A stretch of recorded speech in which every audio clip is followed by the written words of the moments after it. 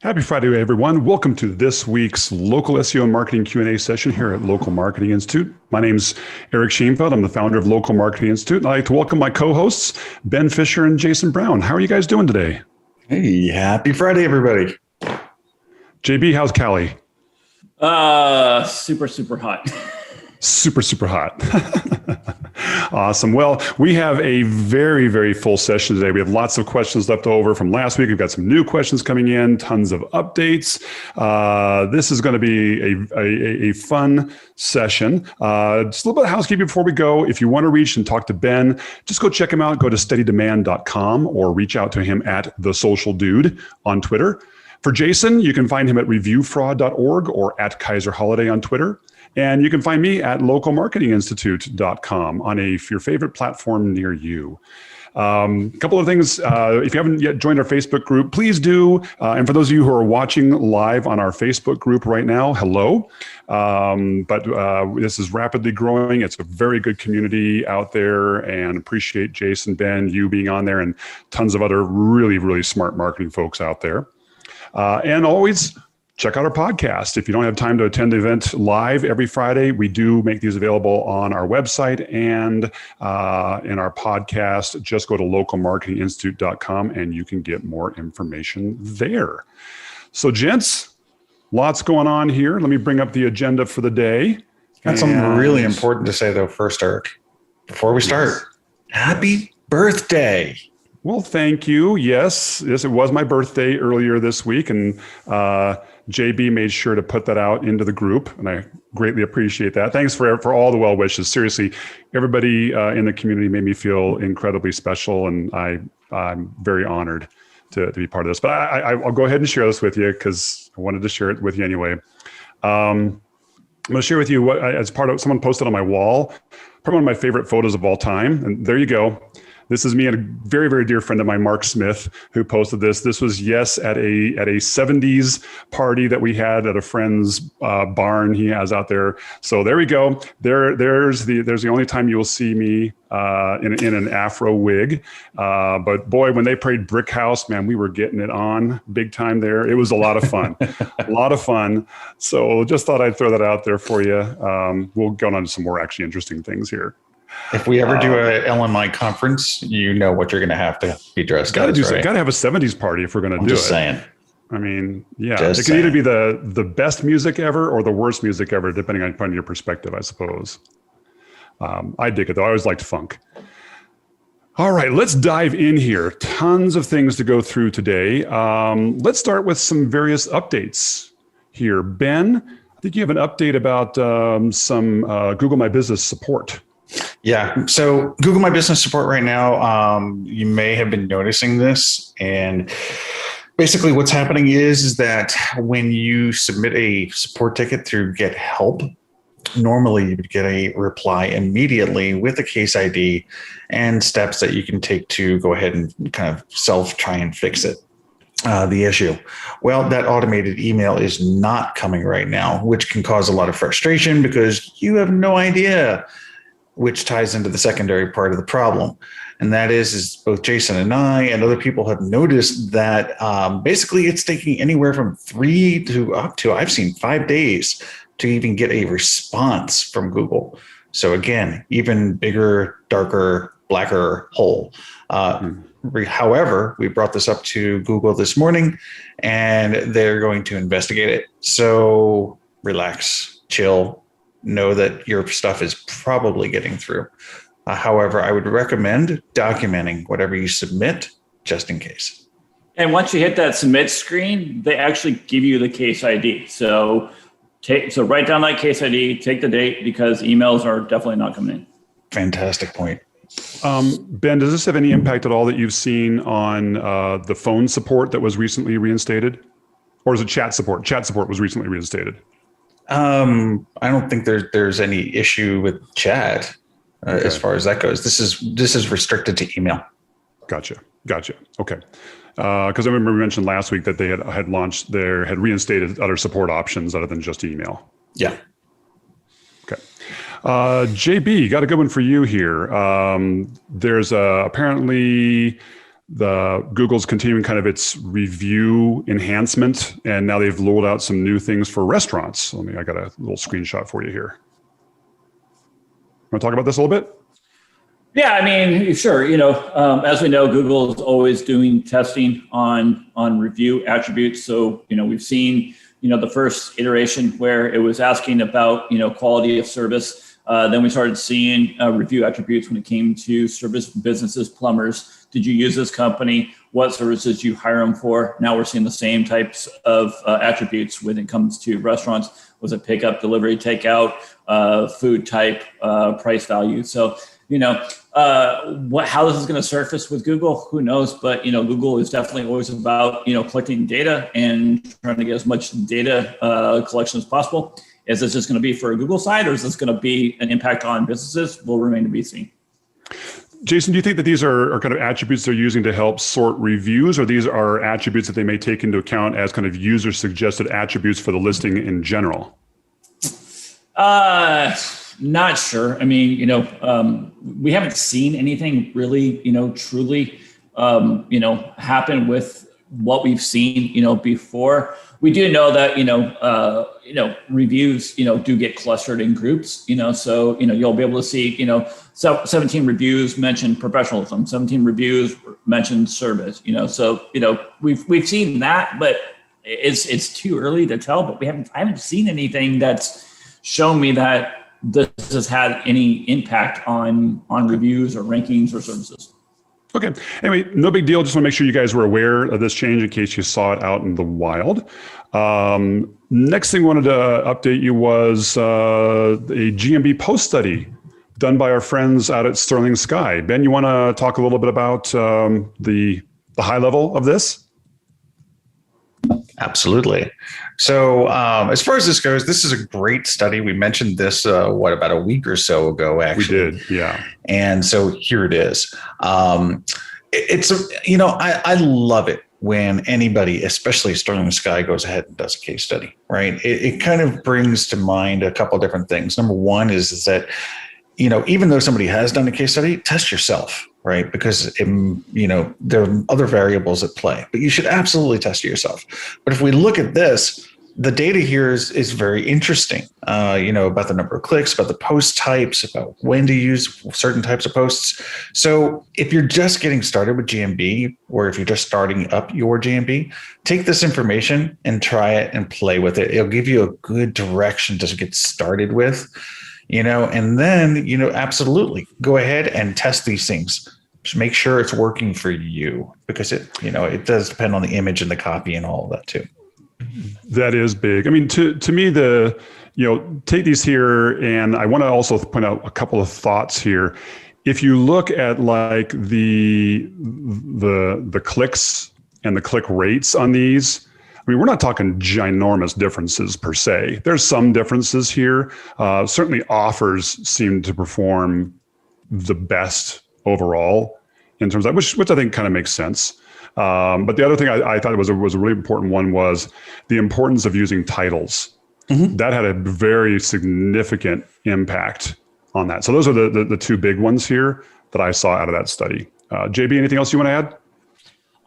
Yeah, I know. It's nice to have this in a clear format. I mean, the videos are available. If you went to Moz, this was presented at the MozCon this year. It's also local U earlier, so that's why we reference it. So if you don't want to do the videos, you can read this. I also want to just keep highlighting and stressing the fact you cannot add telephone numbers or URLs in your Google posts, because they keep getting rejected and people keep coming to the forum saying, "Hey, my posts were all taken down, suspended." It's like, well, because you keep adding telephone numbers and URLs. So this would be the stuff that you need to do and have clear call to actions for marketers.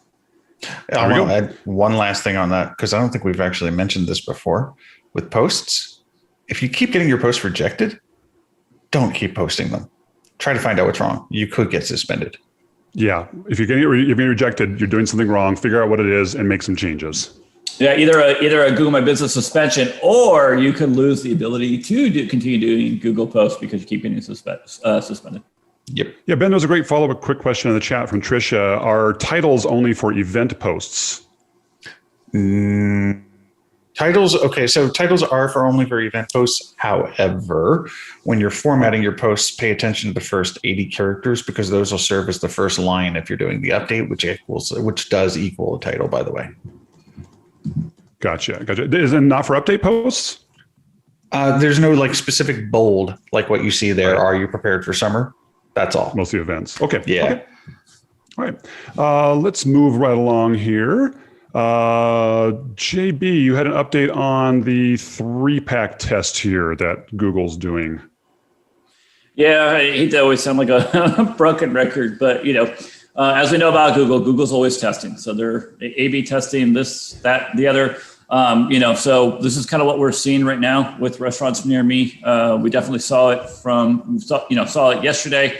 But here's the thing, somebody sees it in one day and then they go and they check it the next day and it's not there. So it's like, Is this going to remain? Is this a big thing?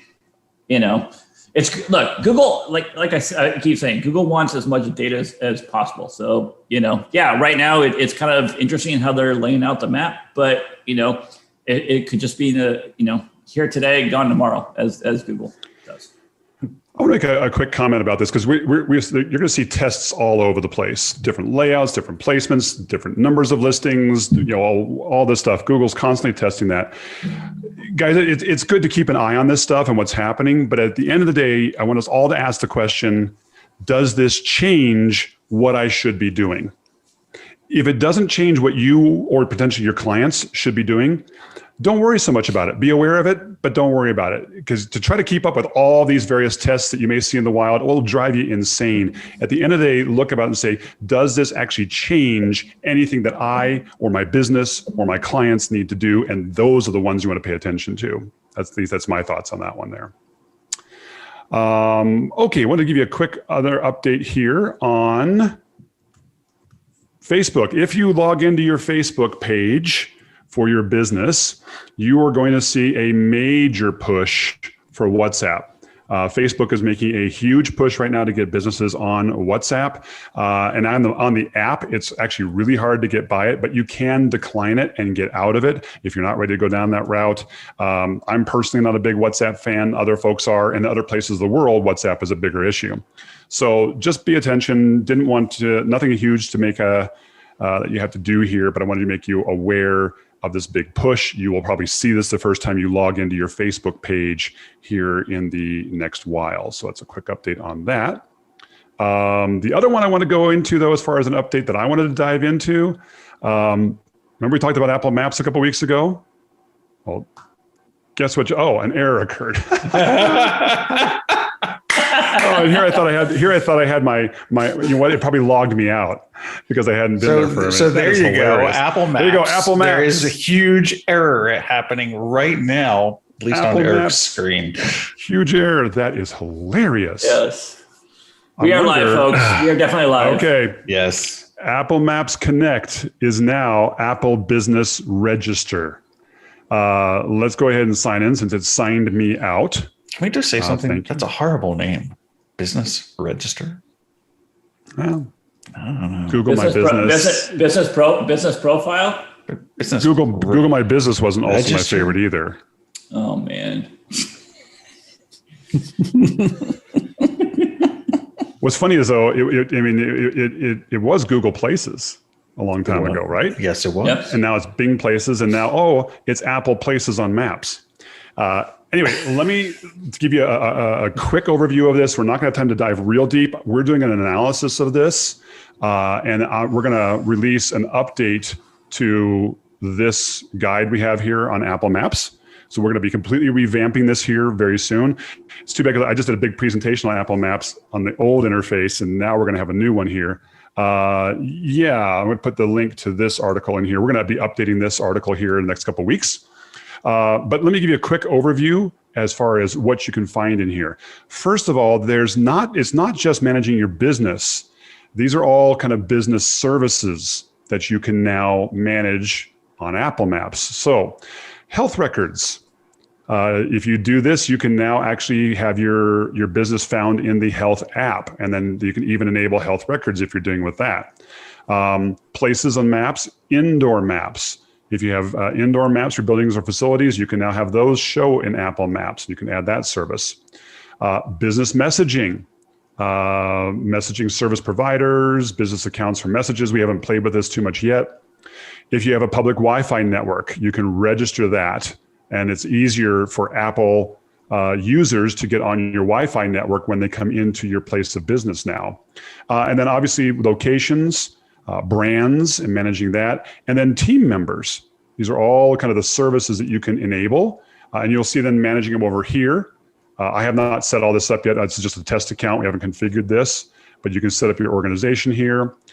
We can now have multiple people accessing and with different permissions. This is huge. Yes, Nate. Multiple team members does now allow multiple people to log in and manage. We haven't tested what all the permissions are yet on that. Brand information is going to be an interesting thing because now we can put brand identity, logos, a bunch of stuff in here. So we haven't played with that much yet either. And then getting back into locations. Here's where you'll be able to put in all your various business locations. So lots to go in here. I wonder if the help has improved. No, I love that the help isn't even a help. It's just that. So we're going to dive in this deeper. We'll give you an update here in a couple of weeks. But bottom line, last couple of days, Apple launched this, and it is a huge upgrade. So they're investing into this. So keep an eye on that, guys. Keep an eye on that. All right. Get into some, Ben, you had one more thing here, an update on why something ranked in Google. I think this is a good one here. Yeah. So Barry had this on Search Engine Land. Good article from Barry Schwartz. Yeah, absolutely. So this is just kind of interesting. I mean, really what also this is doing is showing you relational data that Google has surfaced, right? And it's in a visible manner. Currently, I've seen it only on desktop. I don't see this, on the mobile. I don't see this on desktop, mobile Chrome. And you just, if you see something, basically, then you click on the little three dots in the upper right-hand corner, and it'll show you this information kind of as a little pop out. What's interesting, I think, about this is for people who are like agencies, and again, for people just getting started with SEO, is that you can go ahead and you can start doing research basically on your competitors. If you get something detailed like this, you get to see search terms, what's on their website, and you might even be able to find out links basically that helped this piece of content rank. So related search terms, things like that. So again, it's really good for research. JB, thoughts? Yeah, I mean, as marketers, you always want to be looking at what's going on, what your competitors are doing. So anything you can do, you can get an advantage. We're not just supposed to be looking at data, on a daily basis. We're not just supposed to be looking at reports. We should be looking at live SERPs, as much as possible. See what Google is showing, how Google is changing things. Great tool if you want to know how you have online visibility. The mobile Moxie tool. We've had Cindy Crum on here before. So she's got a tool that'll actually take screenshots of how your brand shows up. But you can definitely utilize that. And I think a lot of people are definitely going to be trying to come up with ways that they can use this for research, game the system, try to figure out what's ranking, how can they do that, Morty with SEMrush, formerly of Wix, he's like, it's going to get to a point where it's going to become a gamification process. But, it's going to be interesting to see, how this plays out. My kind of question is, why did Google do this? Is this because of all the speculation about how they're serving up results and whether they're, being fair and balanced? So, hey, any new data we can get, let's take it. Let's use it. We're marketers. Awesome. Okay. We're going to pop on longer. We got so many questions that have come in. We're going to get to as many as we can. There's one more thing that we wanted to do, and I want to thank Max for bringing this to our attention here right at the beginning of the session. So there is an auto dealer apparently in North Carolina here who got themselves into some pretty big trouble. So I'll put the link to this article here in the chat. But apparently, and we actually have the Facebook post here, this woman whose name is Trinity bought a car. And when this Honda dealer posted it to social media, they posted it and put in a different name, Bonquisha. And so they got pretty upset about this, let people know that, hey, my sister's name is Trinity. She was upset about this. Why did you change the name and make it something that sounded like it was black rather than actually posting her name? So people got really upset about this. And I think rightfully so with this. But there's been some huge fallout from this. So their GMB listing has dropped from 3.5 stars to 2.5 stars in just a couple of hours. Basically, they're getting canceled online, and lots of people coming in here and doing this. On Facebook, you're seeing similar results there and on their reviews. So I thought this would be a good opportunity for us to talk a little bit about this. I think there's a couple of lessons to be learned from here. One is that as a business, I somewhat understand the desire to want to keep the anonymity of your customer and not use the real name. But you could, her real name is Trinity. You didn't have to put her last name. You could just use her first name on this. You didn't have to do this. So, hey, be very careful when you're doing posts about this, guys. You gotta think about, step back and say, does this make sense? Maybe you want to have a 2-step review process. We have the post written and you have someone else double check it and make sure, hey, is there anything on this that could get us into trouble with this? So that's one lesson. The other lesson is we got to talk about now all these reviews. And Jason, Ben, are these reviews that are being posted here that are on here, that are these 1 stars because they're unhappy with the fact that they did this? Are these legitimate reviews? Is there anything that the business can do? What's Google's view on this? Yeah, I'll take it. So this is actually the second review attack case that I'm looking at today. So a company did sue people over negative reviews. So first off, these reviews are not legitimate because they are not a direct personal experience. So this is just a business just being trashed because of of going viral. So all these reviews would definitely be removed by Google once the powers that be at Google find out. So it's interesting. There's some legality here. So while it violates Google's terms of service, the Supreme Courts have come in and said that 1-star reviews are not a violation of or defamatory. When you start scrolling down past the 1-star reviews and you see, somebody say that they backed over my granny, then that's going to be an issue that, you're going to come into defaming the business, right? So staff owner is very disrespectful. It could become, some of these reviews are starting to get into, the defaming process. But on a case like this, Google would come in, wipe out the reviews, do a monitoring on the business once they find out about it.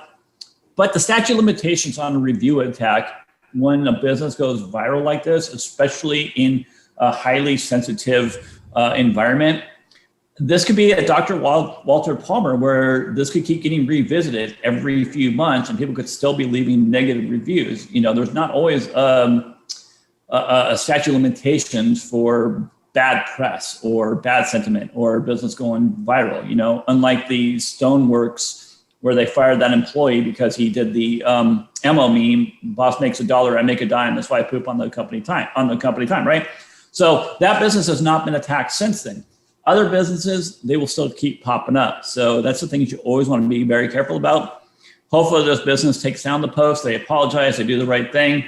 But hopefully they also stay, I'll let you jump in. And hopefully they stay cool and they don't start responding to all these reviews and adding more fuel to the fire, because then it just gets blown completely out of control.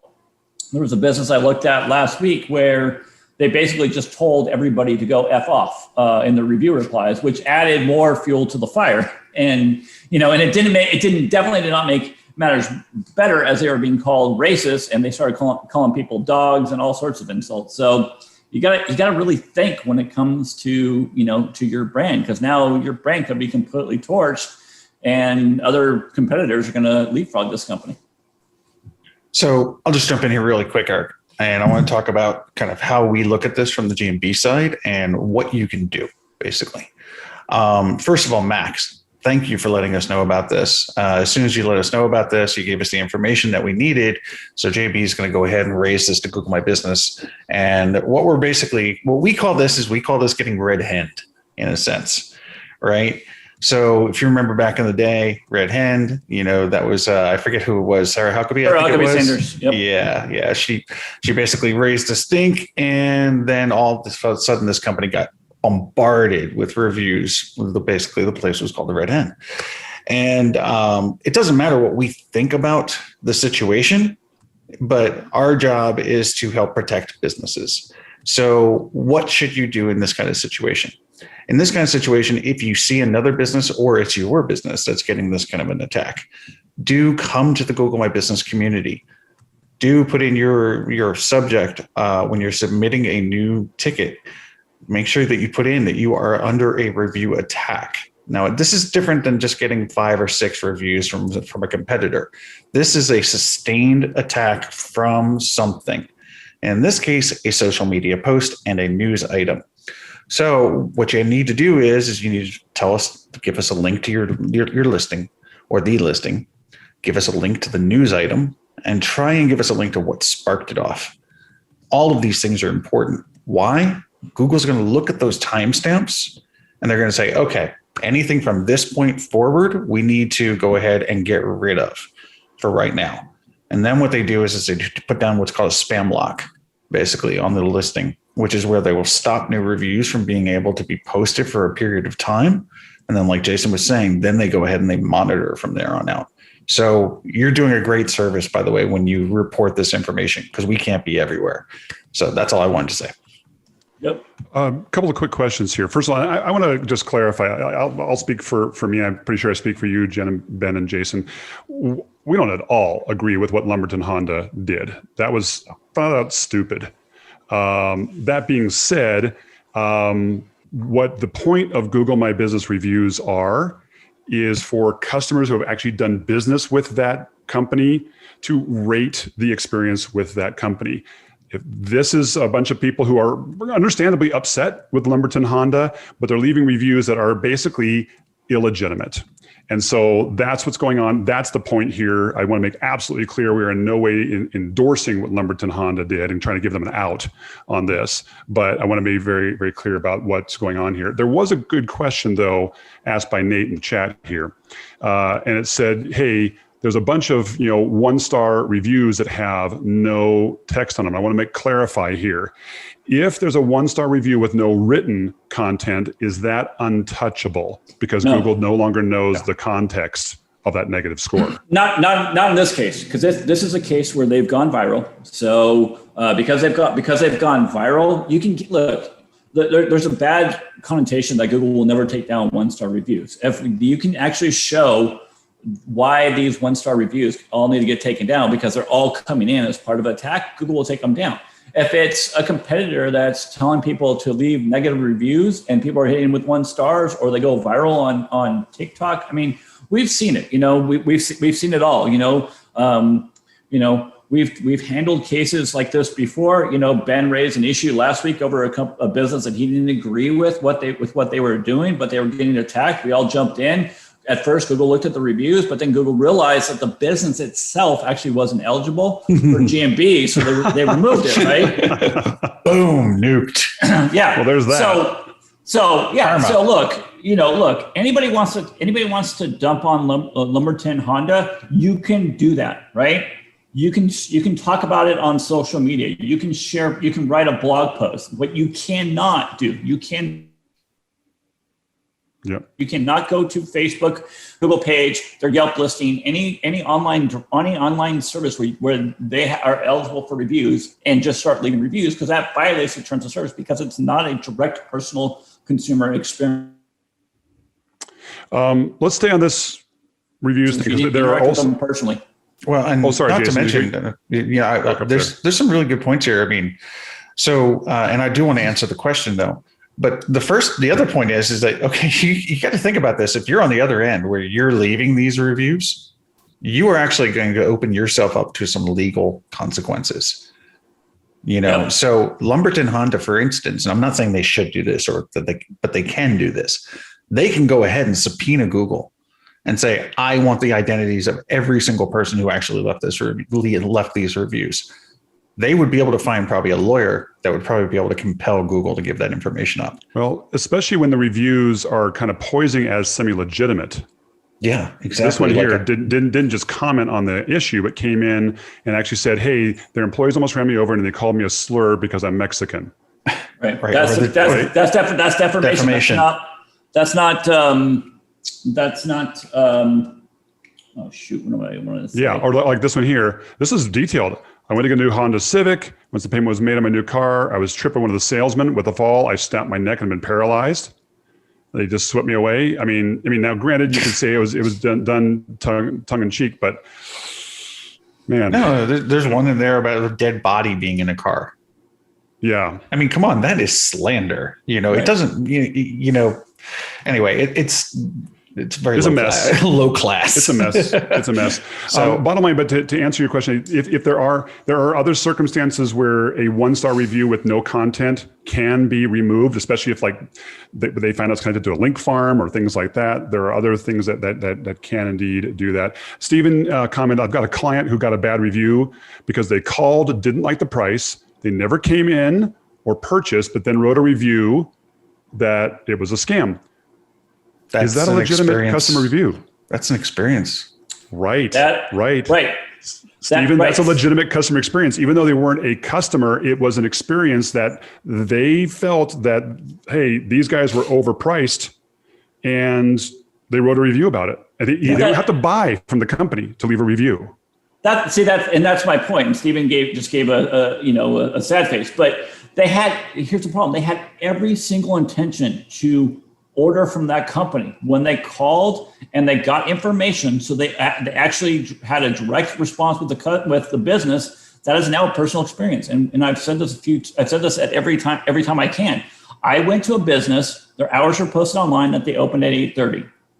At 8:50, when nobody was there and I had to leave and go elsewhere for service, I left them a negative review. I could do that because they did not show when they were supposed to and I waited 20 minutes. But to say that it's a scam, now that's where it's going to get into a legal case. So now you have to go that's where you need to talk to a lawyer and find out, is this actually going to, be considered, defamation? So that's where you got to go the legal route, but Google's not going to take sides, right? So Google's not going to play police here and say, oh, you know what, this is questionable, we need to remove it. So now the business has to actually prove that review is a violation, get a judgment in their favor to get that one review taken down. Yep. And last comment, if you're Stephen, by the way, your client, should probably read that review, take it to heart, and maybe change something about their business. And respond professionally to the review. Respond professionally to the review and say, hey, we're sorry that our prices didn't meet what you wanted. We'd love to do business with you some other time. Yeah, be professional about it. Use it as an opportunity. Good point, Ben, though, to take that to heart and say, hey, maybe there's something we should be looking at. I want to move on here. We took a little deeper dive in this than we intended to, but I think it was really important and kind of brought up a lot of good issues here that we haven't chatted about for a while. Jason, is there any evidence that the recent Google core updates that happened in June and July had any effect on Google My Business? Well, yeah, good. Yeah, core updates are always going to have an impact on SEO. Why? On local, on your map pack. Why? Because your website is a major contributing factor to your local ranking. So if your website is not properly optimized and you get dinged in a core update, yes, you are going to lose your organic rankings, but you're going to lose your map rankings because they're all tied in together or gained, right? And that's why, Joy Hawkins has done countless studies where she's gone in and she's, truncated a URL and shortened it. And within the next day, boom, their client is now ranking and seeing a huge increase the following day. So yeah, it's all tied in together. We can't, we got to realize that, it's your overall SEO. It's not just your GMB listing. It's your website. It's your links. It's whatever Google is currently looking at. And Google is constantly making daily tweaks to their algorithm. So there's multiple, updates that we are never aware of that are having an impact, or their competitors are making changes and they're going to have an impact on your rankings. Yeah. So bottom line, I've seen some evidence that a lot of local businesses, the traffic has gone up. I've also seen some evidence that there's been no impact. I've seen a few instances where it's actually gone down. So bottom line, if you're doing the right things on your website and your GMB listing, Google tries to make its core update. It tries to deliver what are legit results for end users. If you're doing the right things, it's probably going to have a benefit for you. But anyway, there was some evidence here that Joy did. I put the link into the chat, that there was some positive impact from the June and July core updates. So thank you for asking that question, Richard. Ben, here's a good one for you. What are the exact causes of a Google My Business API suspension? And first of all, you wanted to define what is the Google My Business API, and how do people use it, and what is an API suspension? So the API allows you to do things with Google My Business in a programmatic way. So we have a lot of tools that are out there. Everybody that is in our space is using the API, whether it be Bright Local, DBA platform, some of the other tools that are out there that we all use for management. Even big companies that do management, like Uber, all use the API. Yext, exactly. Wow. So what ends up happening is that there's an audit process that Google has when it's looking at API usage by partners and third parties. And one of the things that they're going to look at is they're going to look at if there's abnormally high suspension rates inside of basically the listings. Now, the problem is that most providers do not audit a listing, as they actually, no provider does this. If somebody signs up for, a $9 a month account, they don't audit that listing and say, just out of curiosity, are you within the guidelines? So that can cause a problem for the provider. Because if you get too many of these listings which are violating the guidelines and they're getting suspended, GMB is going to go ahead, they're going to take a look, they're going to do a sampling. And if so, they're going to go ahead. They're not going to warn you. They're just going to go ahead and turn off the API. They'll send you a nice little email about why they've turned off the API access. But it's really difficult to get back in their good graces once you've been violating. And God forbid you did get a message before and you got turned off after that, because that's when it's like, okay, we shame on me once. Okay, shame on you twice. Forget it. You're done. So I don't know. I encourage providers to put in some kind of an audit process. Even if you're working with big agencies, try to have some kind of an audit process, so that way you can protect yourself, because it's, you're investing in building software that's supposed to be helping people. So anyway, that's pretty much the lowdown. Okay, I appreciate that. Well, and I think the reason why is there's been one especially kind of prominent, questionable platform that recently got suspended. Nobody in our group, fortunately, but there was a good one here that happened with that. So I think that's one big thing on that. And there's also a tool that did get suspended. I'm not going to name them. They got suspended and they reached out to me, and I'm having GMB do kind of like a second look, basically. Okay. because it's a good tool. Suspensions, just like with a listing, right? So just like with a listing, a suspension can happen that actually could be for a legitimate account, shouldn't have been suspended. Yeah. There are times when an API suspension happens that may actually indeed be legit, and you guys can help with that too. Well, yeah, we can at least we can at least get a second look, Right, to a degree. Okay. All right, let's talk about, this is kind of related to this. To another API question, and Jason is warming up for this one, I can tell. This is from Val. It says, "Hey, I know this is covered a lot, and I'm sorry to ask about it again, but I had a follow-up question about the geotagging of photos and the EXIF data. I have a lot of clients who seem to really want to keep photo geotagging going, even after we suggest that they don't need to worry about it. If the images are uploaded via the Google My Business API is the XF data actually maintained. A certain local marketing platform, who shall remain unnamed, used to allege that it would keep the XF data because you posted it via the API. And so that's why using them was beneficial rather than uploading it yourself. Do they actually stay if they're uploaded via the Google API? All right. Getting geeky here. Yeah. Oops. Company. There you go. Just lost their. Start over. Jason, would you start over? We lost your audio there for a second. Oh, yeah. My internet connection's going crazy on me. Somebody needs to leave a review. Am I here? No. Yeah, you're cutting out still a little bit here and there. Yeah. But go for it. All right. So if I can be heard, I'm not going to name the company, but they just lost their GMB API access. So I always say the people that say that this stuff works are the ones that are selling the tools and services to do this. Google's not going to come out and specifically state whether this works. If you can upload it to the API, if it sticks, what happens once it's uploaded. But again,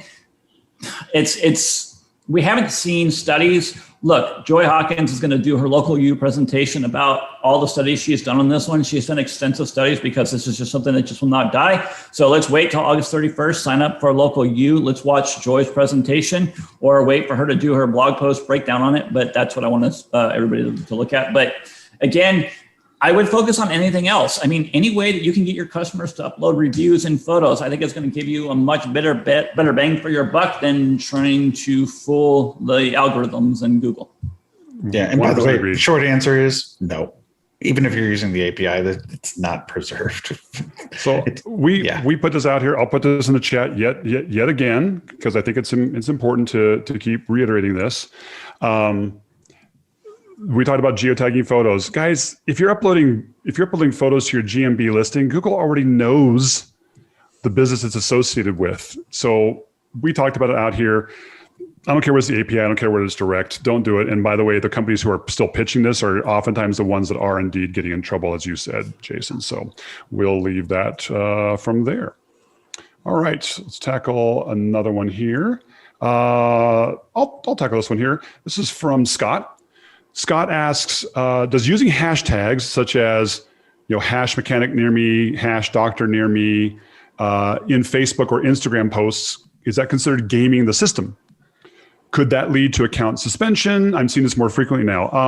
Bottom line, no. No, when you're using social media, I don't care if it's Twitter, LinkedIn, Facebook, Instagram, and you're doing posts as a business, use as many hashtags as you want. It doesn't hurt a thing at all. You can use keywords in the post, whatever you want to do. I mean, write the posts in my recommendation for humans to read. But I would not worry so much about that on Facebook or Instagram. There's no issues with account suspension. Also, it's not at all tied to a Google My Business account, so there's nothing there. Trisha did ask a good follow-up. Ben, Jason, I'll throw you. What about using hashtags like that in a GMB post? Have you seen any issues with there? Don't do it. Don't do it? Stop. Don't do it. They don't do anything. They're useless. That's the point. I mean, I don't think it's not going to lead to an account suspension if you use a hashtag in a GMB post. You won't get suspended, but look, nobody can click on it. Nobody wants to read them. They don't belong there.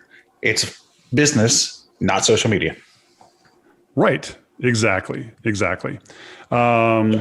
So there we go. We'll leave that one. But I thought it was a good question because they're trying to make sure they stay within the boundaries here. Jason, this is a good one for you. How do businesses get listed in the things to do section in a Google search? Let me give you, and they gave us an example here that I'll bring up. Where was it here? No. Keep going. There you go. Right. So in Black Hills, and if you look over here, there's like things to do. Did I miss that link here? You're there. It's at the top. Oh, yeah. Sorry. More things to do. Right. And he's noticed some businesses that are getting in here. How do businesses get in here, especially if in their hospitality industry?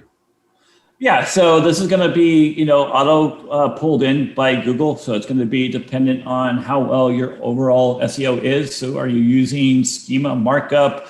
Do you have enough good links, enough good coverage? So this is going to be your whole extensive marketing plan, but it's basically going to come down to whether or not Google wants to serve this up. And and also Google's going to look at data. So they're going to look and see, are people actually caring about this stuff? Are there a lot of people going to these places? Is this, important information that we want to serve up? So, it's do everything that you can to put your best foot forward and hope that the Google gods reward you.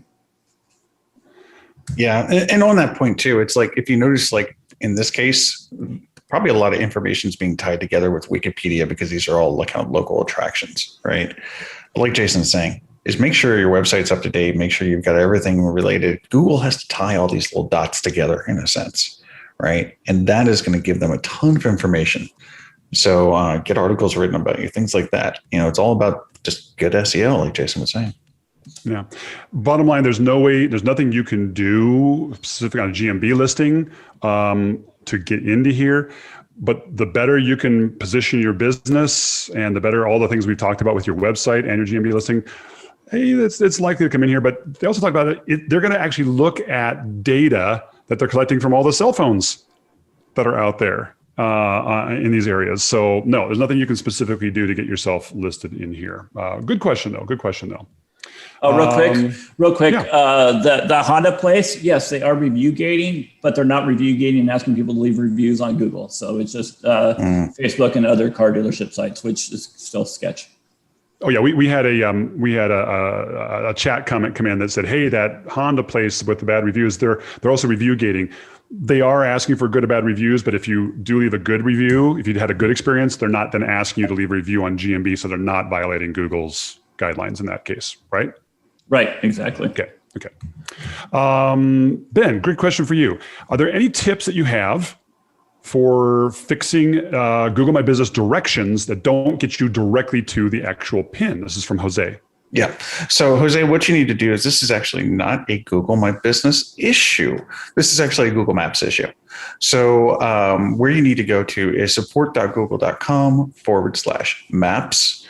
Go down to the bottom, ask a question. Or actually, I'm sorry, click on community and then ask a question.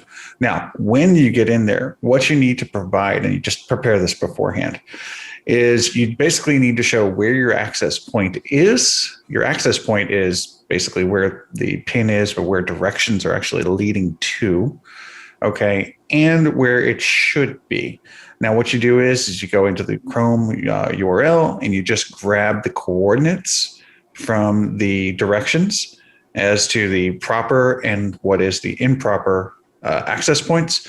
It helps to do a screenshot of the map and actually like circle that and put those coordinates on the map, just like Photoshop them in.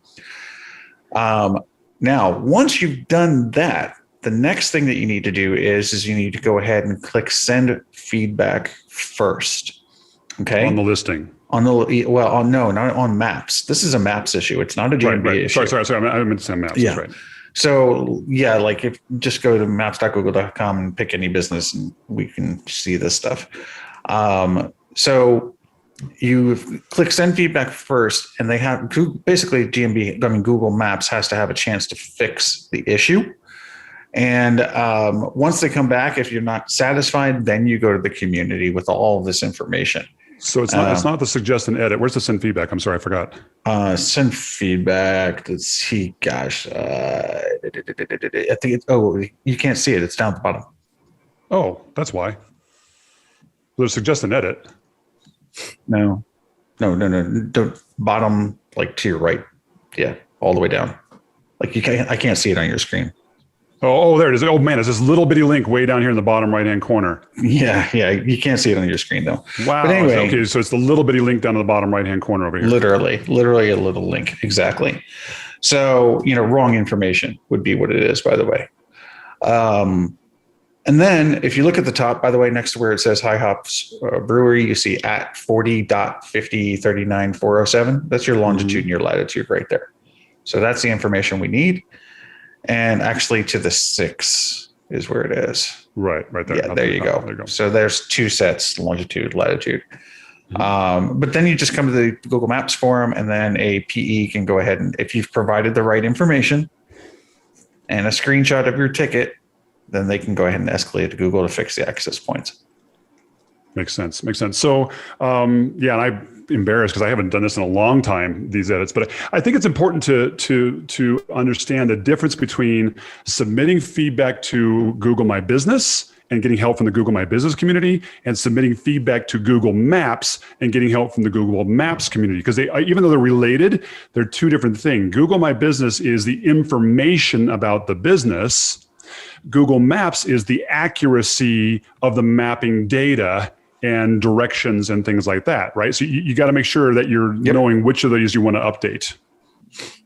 And they're two different communities. We hear it all the time. People are like, like with the problem with directions or the problem with street view globes, things like that. They're just like, Google My Business should fix this. No, I'm sorry. This is a Maps issue. Right. And good to be aware of that. I don't think most businesses or most end users even think that way, but it's good that you all know here on the show, there's a difference between Google Maps and the Google Maps community and Google My Business and the Google My Business community. Two very different products that do interrelate, but they're different. Yeah. All right. And you know what? Actually, that brings up a good point about what we were just talking about with the other things to do. That's another issue. People think that that's a GMB thing.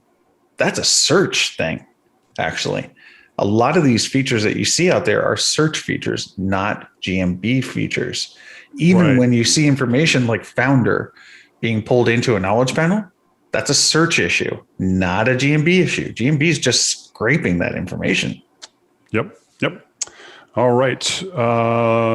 Let's go here. I got a good question about GMB phone tracking. Jason, I'll throw this one over to you here. This is from Max. So I got a few questions about phone tracking and GMB phone numbers. Let's take these one at a time here because we'll try to do a kind of a quick lightning round on this. One, with the Google My Business phone number, will that affect call tracking? Well, the new thing that Google's doing, where they're doing their own, call history, call tracking number, they actually still have your telephone number showing in the backend. So we're now seeing it where, we've seen results where it'll say, here's your Google tracking Google number and main number. So it's still there. But yeah, if you're so it's still there. You're not going to have to worry about citation issues. Right, but if you actually use this new special Google My Business tracking number, that's going to go direct to the number that you used to have as your primary number in the listing, right? It's going to redirect to that. Right, and there's no citation NAP issues because Google's displaying both numbers. So Google knows that we have a tracking number, but here's their local number. So it's still there. You can have as many tracking numbers as you want across the board, as long as those platforms are still tying in and connecting that this is the tracking number, this is my local number, and there's no citation issues. Citation issues are pretty much done. I mean, it's been defunct because Google is smart enough to know, about a business name, address, telephone number. Are you telling me to cut, Ben? No. I was saying they're dead. Oh, dead. Okay, yeah. Forget about NAP consistency. NAP consistency was important back in the day, but not so much anymore. Right. And then that gets back to the second part of his question that, hey, if we use a different call tracking number for Google My Business, will that affect citation consistency? Bottom line, it's not really going to worry. And if you are using a call tracking number as your primary number, put in your actual main phone number as a secondary number in Google My Business. I do three. So we do three. So we have our we have our tracking number for GMB, we have our local landline, and then we have our tracking number for the website. And then for our schema, we put in the schema what the actual local number is. So that way we're sending enough signals to Google to say, look, Google, we have multiple telephone numbers but here's what our main local number is. And Google's like, okay, we got it. We're good. And you may have a different tracking number for local service ads. Right. Yeah. But I think there's the max is 3 primary plus 4. No, you only get 2 other spots. We've seen some weird iterations where you've been able to add additionals, but predominantly it's capped at 3 for 90%. Right. And we're talking about in your GMB listing. Call tracking kinds of systems, you can have as many as you need. Right. So no big deal. Speaking of which, quick question here for you guys. Do you have any call tracking companies that you recommend? CallRail, call tracking metrics. 2. CallRail and call tracking metrics are my 2 favorites. There's others out there, I'm sure. But yeah. Okay, let's move around here. I'm going to skip that particular one here. I want to get into a quick lightning round, if you guys don't mind. Let's do it. All right, here's a quick lightning round. It's from Carrie. When a GMB post content displays on a justification underneath a listing. So I think they're talking about in like the local 3-pack. Sometimes it'll excerpt some text from your post, from a post you may have done, right? Yep. Justification. Does that little justification count as a view for that corresponding post, or is it only if they actually see the full post? No, need to see the full post, has to come into full view. There you go. There's your answer. We keep getting gray strikes on services we offer. So this is from Rachel. We keep getting some gray strikes on services that we offer. I have no way to decline, only to accept these changes. But if I do nothing, they will automatically delete. Yeah. These are services we do like X-ray stitches, etc. I have to continually re-add these. Are there any suggestions to stop this from happening? Because it's nearly impossible for someone to know all the services we offer at urgent care. I think this is why people keep saying no and giving a gray strike maybe. Look to your website. Services are one of those things that Google probably uses an integrity check on your website for. Got it. So make sure that whatever website you're linked to in GMB mentions those services as well. Yeah. Okay. Is there a way to integrate your own company's chat service with GMB chat? This is from John. No. You have to use an approved vendor. Or you have to become a vendor yourself. So no, Google wants to stick with partners and vendors and not individuals. So if the chat service your company uses is one of the approved partners, then it's fine. But you have, is that what you're saying? You know what? Maybe if you have a API access, I think you might be able to do it. It's actually a manual process to get connected. It's called business messaging is what you're talking about. Right. So it has to be connected through a third party and is usually free. But they actually have to do a manual connection to your GMB profile. Got it. And just for this is what we're talking about here. Let me bring this back up. We talked about this last week, was it, or the week before? Yeah, I think it was last week. These are the partners that Google uses that have integration with GMB messaging. So there's a lot of them out there. So I think if we were to talk about this, back with John, if your company's chat service is one of these, yeah, it does integrate with Google My Business messaging, but it does it all through the API. So maybe that's what you're asking there. Okay, let's move on here. Hey, John's on the chat. You're welcome, John. Okay, do you have kind of on this recommended software for call tracking? Do you have any recommended software platforms to track GMB ranking? JB, what are your favorites? Or shall I? Go for it, Ben. All right. So, I mean, basically, like usual, I suggest using multiple providers so that way you can get a really good baseline idea. What I'll do is I'll just go ahead and say a couple of them. And basically what you want to do is I would use like Bright Local. Whitespark is another really good one as well. You can do like dailies and weeklies actually on Bright Local and monthly, of course. And then you've got Local Falcon as well. And so both Bright Local and Local Falcon will do grids, which are pretty neat and can kind of give you an idea of what's going on. But again, not any one of these tools is perfect. So I recommend getting multiple tools and then comparing the results.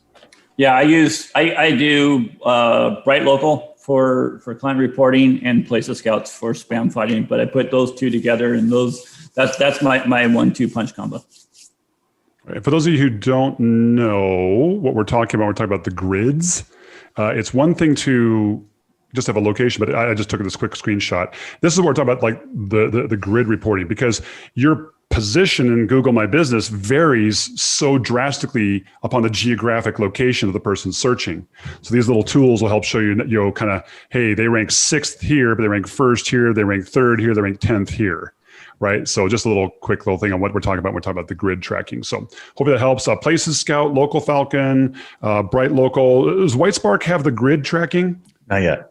Not yet, but they have other tracking mechanisms in there as well. Okay. All right. Let's see here. Okay. We're at the end of the hour too. Just so you know. We are at the end of the hour. We have more questions, guys. I'm so sorry we're not able to get to all of them, but we will do our best to get to them as soon as we can. By the way, we are taking next week off. We're all going to be doing some things. I'm going to a wedding. Ben and Jason are going to be gone. And then the following week, I will be here. Ben and Jason won't be joining me. They're going to be at PubCon. But we will be here 2 weeks from now. I'll be taking it on, and we will be talking with you there soon. Hopefully, we'll give you a really good update on Apple Maps in a couple weeks. Anyway, guys, thanks so much. Have a wonderful weekend, and we will talk to you soon. Bye all. Bye all.